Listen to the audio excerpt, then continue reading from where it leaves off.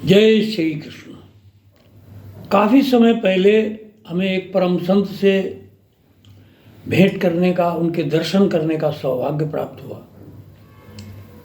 उत्तर प्रदेश में फर्रुखाबाद ज़िले में खुदागंज में स्थित रामाश्रम है और वहाँ संत रहते थे राणा साहब। मैंने उनसे जिज्ञासा की कि यदि हम भक्ति करते हैं, भगवान की उपासना करते हैं, उससे क्या हमारे जीवन में परिवर्तन होता है।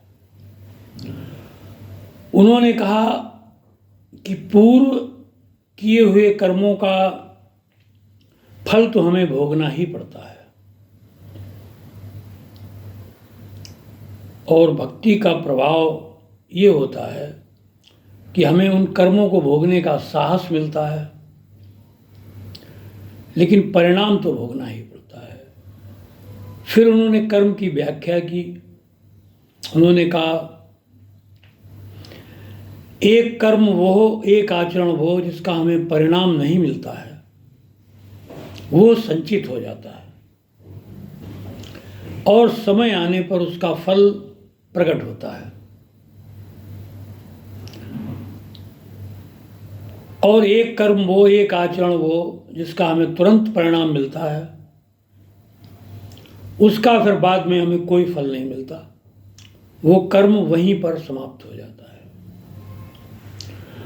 पूर्व में किए गए कर्मों का जो परिणाम आता है उसे ही हम प्रारब्ध या भाग्य कह सकते हैं।